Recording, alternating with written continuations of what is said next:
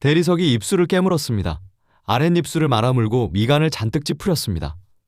돌이 어떻게 이런 표정을 지을 수 있을까요? 다비드라는 이름을 들으면 떠오르는 조각이 있죠.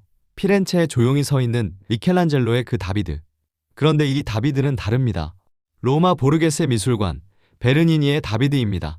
이 다비드는 서 있지 않습니다. 지금 싸우는 중입니다. 그리고 이 일그러진 얼굴이 대체 누구의 얼굴인지를 두고 400년째 전해오는 이야기가 있습니다. 그 답은 뒤에서 보여드리겠습니다. 1623년 로마 스키피온의 보르게세 추기경의 주문이었습니다. 조각가는 20대 중반의 젊은 베르니니, 대리석으로 8달 만에 완성했습니다. 이 미술관에는 그 시절 베르니니의 대표작들이 모여 있습니다. 손끝에서 잎이 돋는 아폴로와 다프네, 살이 눌리는 프로세르피나, 전부 같은 후원자의 주문이었고 다비드도 그 한가운데에 있습니다. 높이는 170cm.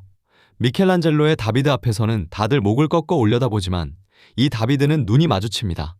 같은 눈높이라는 건 이 싸움이 우리와 같은 바닥에서 벌어진다는 뜻이기도 하죠. 이 크기가 나중에 중요해집니다. 다비드는 조각의 단골 주제였습니다. 도나텔로와 베로키오는 싸움이 끝난 뒤에 다비드를 만들었고 미켈란젤로는 싸움이 시작되기 전에 다비드를 세웠습니다. 이긴 다비드와 준비하는 다비드는 있었지만 싸우는 다비드는 없던 겁니다. 베르니니는 아무도 고르지 않은 순간을 골랐습니다. 싸움의 한가운데입니다. 허리를 활처럼 비틀어 감고 두 손으로 돌팔매끈을 당긴 돌이 날아가기 직전의 1초. 이야기는 구약 성경 사무엘상에 나옵니다. 골리앗이라는 거인이 40일 동안 아침 저녁으로 나와 이스라엘 진영을 조롱했습니다. 갑옷으로 무장한 병사들 중에 나서는 사람이 없었습니다. 나선 것은 전장에 심부름을 왔던 양치기 소년 하나였습니다. 왕은 소년에게 자기 갑옷을 입혀줬습니다. 그런데 소년은 그걸 벗어버립니다. 너무 크고 몸에 익지 않아서요. 이제 조각의 발밑을 보시죠. 그 벗어놓은 갑옷이 그대로 놓여 있습니다. 비늘이 한 장 한 장 새겨진 왕의 갑옷입니다. 심지어 오른발은 그 자락을 밟고 서 있습니다. 갑옷 옆에는 목이 굽은 하프가 놓여 있습니다. 다윗은 돌을 던지기 전까지 노래하고 연주하던 소년이었거든요. 갑옷도 하프도 어제까지의 자신을 전부 발밑에 내려놓은 겁니다. 무기는 시냇가에서 고른 매끄러운 돌 5개가 전부였습니다. 목자의 주머니에 넣고 돌팔매끈 하나 들고 거인 앞에 선 거죠. 빗나가면 4번 더 던질 생각이었을까요? 성경은 거기까지는 말해주지 않습니다. 결말은 다들 아시는 대로입니다. 5개 중에 필요한 건 하나였습니다. 팔매로 던진 돌이 거인의 이마에 꽂히고 40일을 끌던 싸움이 1초에 끝납니다. 그런데 이 조각에는 이상한 점이 하나 있습니다. 골리앗이 없습니다. 다비드의 눈은 조각 바깥을 노려봅니다. 몸이 감긴 방향, 돌이 날아갈 방향. 그 끝에 서 있는 건 이 조각 앞의 관객입니다. 그러니까 이 앞에 서는 순간 우리는 구경꾼이 아니라 대결의 한가운데에 끼게 됩니다. 한 발 물러나 감상하게 놔두지를 않는 거죠.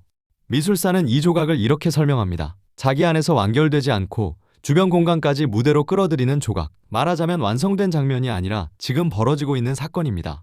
몸을 보시죠. 발끝에서 어깨까지 몸통 전체가 한 방향으로 감겨 있습니다. 시위를 끝까지 당긴 활처럼요. 두 손은 몸 왼쪽에서 돌팔매끈을 움켜쥐었습니다. 다음 순간 이 몸이 풀리면 돌이 날아갑니다. 그리고 얼굴입니다. 아랫입술을 깨물고 미간을 찌푸리고 눈은 목표물을 향해 있습니다. 영웅의 여유가 아니라 온 힘을 쥐어짜는 사람의 안간힘입니다. 무거운 것을 있는 힘껏 던져본 사람이라면 아는 얼굴이죠. 성스러운 영웅의 얼굴이라기엔 너무 사람 냄새가 납니다. 같은 눈높이에서 사람 크기의 몸이 사람의 표정으로 힘을 쓰고 있는 겁니다. 그렇다면 이 얼굴은 대체 누구의 얼굴일까요? 답은 베르니니의 전기에 있습니다. 당대에 쓰인 전기와 아들이 쓴 전기, 두 권이 같은 장면을 전합니다. 작업실의 베르니니는 거울을 보면서 다비드의 얼굴에 자기 얼굴을 새겼습니다. 입술을 깨문 저 표정은 정을 쥔 조각가 자신의 표정이었던 겁니다. 더 놀라운 건 그 거울을 들어준 사람입니다. 마페오 바르베리니 추기경, 훗날 교황 우르바노 8세가 되는 인물입니다. 미래의 교황이 거울을 들고 젊은 조각가는 그 앞에서 입술을 깨물었던 겁니다. 그 장면이 전기 2권에 남은 덕에 우리는 이 얼굴의 주인을 알고 있습니다. 그러니까 이 다비드는 베르니니 자신입니다. 20대 중반의 조각가 앞에는 도나텔로와 미켈란젤로, 200년 가까이 아무도 넘지 못한 이름들이 서 있었습니다. 그 거인들을 향해 젊은 베르니니가 8달 동안 감아온 몸을 풀어 돌을 던진 셈입니다. 그 돌이 바로 자기 얼굴을 한 이 다비드였습니다. 그래서 이 조각 앞에 서면 두 사람이 겹쳐 보입니다. 거인 앞에 선 소년, 그리고 거장들 앞에 선 젊은 조각가. 하나는 성경의 이야기고 하나는 로마의 실화입니다. 발밑의 갑옷도 다시 보입니다. 남의 갑옷을 벗어던지고 자기 방식으로 싸운다는 것. 소년의 이야기이자 이 조각가의 이야기이기도 하니까요. 어쩌면 오늘 이 조각 앞에 선 우리에게도 낯설지 않은 이야기일 겁니다. 400년이 지났지만 이 남자는 아직 입술을 깨문 채 돌을 던지기 직전에 멈춰 있습니다. 그리고 우리는 여전히 그 돌이 날아올 자리에 서 있습니다. 170cm, 우리와 같은 키. 눈이 마주치는 높이에서 400년 전의 안간 힘이 아직 그대로 전해집니다. 여러분에게는 이 얼굴이 어느 쪽으로 보이시나요? 거인 앞에 소년일까요? 거장들 앞에 조각가일까요? 생각을 댓글로 들려주시고 또 다른 명화의 비밀이 궁금하시다면 구독과 좋아요 그리고 댓글로 함께 해주세요.